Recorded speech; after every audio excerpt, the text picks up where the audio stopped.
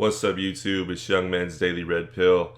Back here with another video. Thank you guys for clicking on today's video, liking the content, sharing the content, help me spread this red pill message. As I always say, the earlier you take the red pill, the better off you are in life. Today's video, we're going to be talking about a very important topic, which is the sexuality of women and why women try to tell you it's not very important to them, but in reality it is. And if they're saying it's not, it's either because they've been socially programmed to believe it's not and fight that urge, whether it's through religion or through their parents or through certain conditions they've been growing up in, or it's the fact that they haven't had a really good partner to really just give it to them. That's the honest to God truth, because every woman out there has fantasies about an alpha male guy just giving it to them and really just giving everything to them, and in a dark way. All right, that's the honest truth, and a lot of women try to hide that. A lot of women don't like the fact that they feel exploited or over sexualized by bringing these conversations up or talking about this kind of thing. But it's honest to God, it's the truth. And you won't know this unless you're the other man in the situation where you have women crawling and trying to get to you just to sleep with you again. When they're married, they're in long-term relationships. So let's read some of the comments. I actually got some comments because women will come onto this channel occasionally and try to argue with me about their own nature and their own desirability. So we're going to talk about these comments, and then I also have an interesting Reddit post that I want to talk about. It's about a woman that is now discovering her true sexual nature and how good it actually feels. And it actually proves my point as to why women and how women are they're either not getting good sex from the guy they're currently with, or he's her husband or boyfriend, but he doesn't actually turn her on and satisfy her. He's just there to get the title and someone that she can basically tell her friends, I have a boyfriend, I have a husband. But no, he does not turn her on whatsoever. And that's what women won't tell you a lot of times when it comes to these things, because due to like the media and everything, a lot of times we'll start to open up a little bit more about the whole nature of the woman. But usually that's deemed as them being slut shamed or all these different things that the society tries to label them when they open up about their true nature. But when you actually see a woman's true nature and what she really goes after, every woman wants an alpha male guy to just completely be dominant over her. So this Reddit post was sent to me. If you guys want to send me anything, be sure to hit up my email, youngmensdailyredpill@gmail.com. If you have any articles, any questions, any concerns, any topics you want me to cover, be sure to email me. You can also follow me on Instagram and let me know in my DMs. Anyways, this article goes on to say, or this post I should say, goes on to say, at 35, after leaving an abusive marriage, I am just engaging in good sex for the first time. I have no idea what I'm doing. Now listen to this story, okay guys, because there's more to it.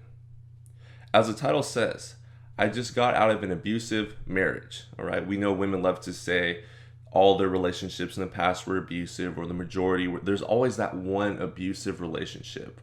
And all that really means is he had a backbone and he didn't let her do what she wanted to do, which was most likely go to girls' nights out, use his card to pay for things, travel without him, do X, Y, and Z.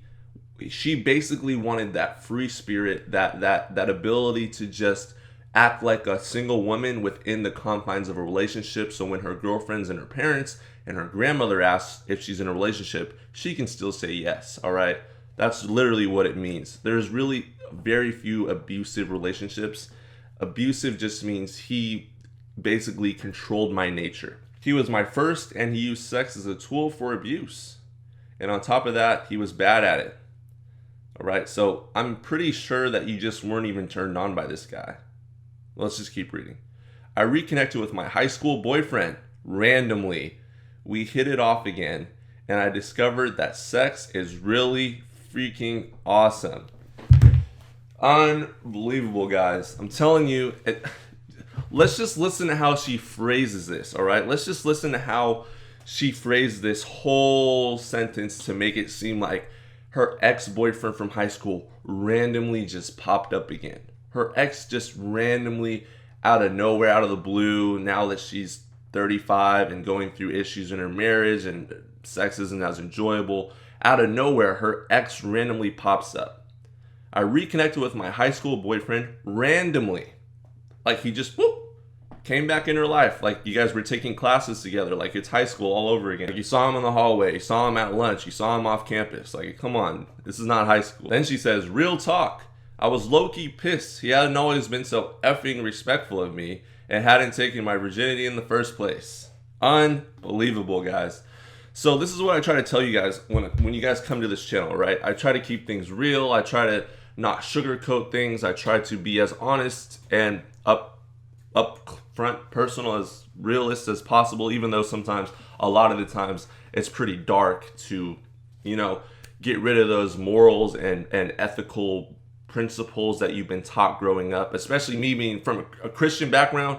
Trust me, this is like mind-blowing stuff where I'm just like, I don't necessarily always want to believe it, but it's okay, and it's good that you drop that conditioning, all right? It's okay that you open your mind to the actual truth about women's nature and what they truly desire, all right? Women, especially because it's their old ex-boyfriend from high school, they always have that one guy, maybe two guys, maybe three. I mean, not many guys are putting it down like that. But let's just say 1 to 2, for example, that really give it to them or gave it to them in the past to the point where they had multiple orgasms. They were always just soaking, and they just enjoyed that intimacy, okay, with that one guy. I'm not sure if they hooked up. It sounded like she said she was a virgin or whatever, and she wished she took her virginity. But there's always that guy. I'm using her as an example. There's always that one guy in the past, or two guys, that really gave it to her and lives in her subconscious mind, lives in her mind, all right? Because he made her come over and over again. He gave her all these just exquisite, dark fantasies that she's always wanted, that she read in books, that she watched in 365 DNI, that she watched in 50 Shades of Grey, all these different things. Yes, women love those things. That is why they are bestsellers. But they get shamed at the same time for wanting to express these things. And a lot of times, they will only do these certain activities and express and truly open up their true nature to a man that they truly desire. And that is usually like the 5% man, all right? That's someone that his body is absolutely on point. He has a certain look to himself. He carries himself a certain way. He talks a certain way. That is usually the guy they will let, if you want to call it, for lack of better, exploit them. He exploits them, I guess, if you want to call it that. And that guy can do what you as the average man can't do. And she will complain to sex about you while she goes and gets sex from the other guy who she truly desires, all right? And look no further than, or also the successful man, all right? The guy that's his own entrepreneur, he's a multi-billionaire, these guys that live in their minds that are unrealistic, like the guy Christian Grey. This is what women actually want, all right? And then there's the way that you want women to be, which is they're either promiscuous or they're Christian or they're godly or they're reserved, they're Puritans. But there's honestly so many shades of gray in between all of these women that there's never going to be she's one certain type of way and then she's one certain type of way. Women love to sleep around just as much as men in 2020 and beyond. Women have over 8,000 nerve endings on their clitoris compared to the males, which is only about 4,000. So they have double our nerve endings. So therefore, they like stimulation just as much, if not more, than men. However, early civilizations realized this, all right? You have to understand, early civilizations understood this about women since the beginning of time, which is why we have the Bible and laws and rules and regulations placed on women a long time ago. This is why we had all these rules and regulations placed, because they understood female nature, all right? They understood it. These men understood it, and they wanted to keep women in monogamous relationships with them. When they understood, well, what we now understand now that we have media, now that we see the true nature of women, women are just as, if not more, sexual than men, but they have been shamed for it for so many years. And now they're finally opening up about it that we're able to see it. And they actually truly desire to sleep with a certain type of man. So when she says she doesn't want to sleep, she's not very sexual. She's not very sexual with the men in her social circle, all right? her social group of friends. She's not, all right? And the men that are in her immediate life, work, school, wherever she goes for recreational activities, those men might not necessarily be appealing to her, which is why she's saying that she's not. There's always that guy, no matter what she tells you, oh, I can't sleep with you until this many days. I got to get to know you better. We just met. I don't do this in the first. You have to know each other more. Listen, there's always that one guy that she doesn't have to know very well. She can meet him in 5 minutes. She can meet him in 10 minutes.